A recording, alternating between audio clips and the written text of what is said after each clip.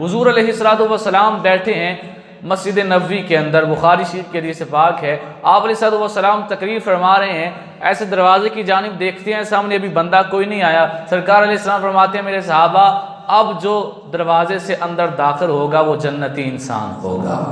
سب بڑے حیران ہیں، بڑے منتظر ہیں، اب کون آتا ہے، کون خوش قسمت ہے جو خود مسجد میں بعد میں آئے گا، خوشخبری جنت کی پہلے پا چکا ہے۔ جس نے خود بعد میں آنا ہے خوشخبری پہلے لے چکا ہے۔ تو حضور علیہ الصلوۃ والسلام نے فرمایا اب جو آئے گا وہ جنتی ہے۔ تھوڑی دیر کے بعد ایک انصاری سادے سے صحابی آ گئے، تازہ وضو کیا ہوا تھا، داڑھی مبارک سے پانی کے قطرے ٹپک رہے تھے، بائیں ہاتھ میں جوتا پکڑا تھا۔ سب کو بڑا تعجب ہوا کہ یہ خود مسجد میں بعد میں آیا، جنت کی خوشخبری پہلے دے دی گئی۔ دوسرا دن ہوا، پھر حضور علیہ الصلوۃ والسلام ایسی تقریر فرما رہے تھے۔ دوسرے دن پھر آپ علیہ الصلوۃ والسلام فرماتے ہیں اب جو آئے گا وہ جنتی انسان ہے۔ دوسرے دن بھی وہی صحابی آ گئے۔ تیسرے دن سرکار پھر فرماتے ہیں اب جو آئے گا وہ جنتی انسان ہے۔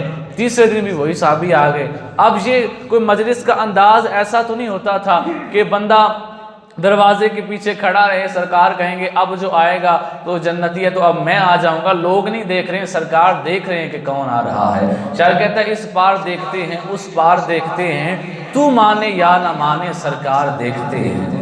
اس پار دیکھتے ہیں اس پار دیکھتے ہیں، تو مانے یا نہ مانے سرکار دیکھتے ہیں۔ ان جیسا بن رہا ہے اوقات تیری کیا ہے، جبریل جیسے ان کی رفتار دیکھتے ہیں۔ تیری نظر خارزار شب میں گلاب تحریر کر چکی تھی، اجاڑ نیندوں کے خواب میں انقلاب تحریر کر چکی تھی۔ میرے ذہن کے فلک پر جو سوال چمکے تو میں نے دیکھا، تیرے زمانے کی خاک ان کے جواب تحریر کر چکی تھی۔ تو حضور علیہ الصلوۃ والسلام دیکھ رہے ہیں کون آ رہا ہے۔ آپ علیہ الصلوۃ والسلام نے فرمایا اب جو آئے گا وہ جنتی انسان ہے۔ تیسرے دن بھی وہی صحابی آ گئے، مجلس برخاست ہوئی۔ حضرت عبداللہ بن مسعود جا کے کہتے ہیں کہ چچا جی آپ ایسا کریں، مجھے اپنے ساتھ کچھ دنوں کے لیے رکھ لیں، ہمارے گھر میں میری والد صاحب سے لڑائی ہو گئی ہے جس کی وجہ سے میں آپ کے ساتھ رہنا چاہتا ہوں۔ تو انہوں نے ساتھ رکھ لیا، ہفتہ گزرا، کہتے ہیں ٹھیک ہے میں جانے لگا ہوں۔ کہا صلح ہو گئی ہے؟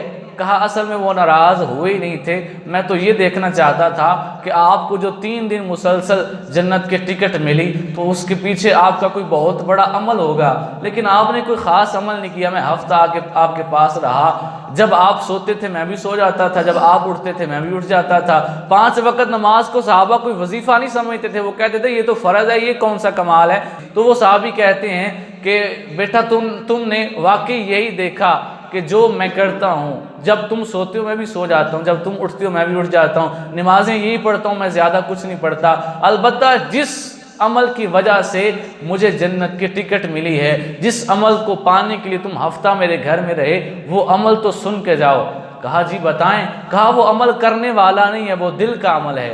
کہا بتائیں کیا عمل ہے؟ تو وہ صحابی جو کہتے ہیں اگر آج ہم اس پہ عمل کر لیں تو حضور علیہ الصلوۃ والسلام کی بتائی ہوئی خوشخبری میں ہم بھی داخل ہو سکتے ہیں۔ وہ صحابی کہتے ہیں کہ میں نے جب سے اسلام قبول کیا ہے، جس دن سے مسلمان ہوا، اس دن سے لے کے آج تک میرے دل کے اندر کسی مسلمان کے لیے کینہ، حسد، بغض پیدا نہیں ہوا۔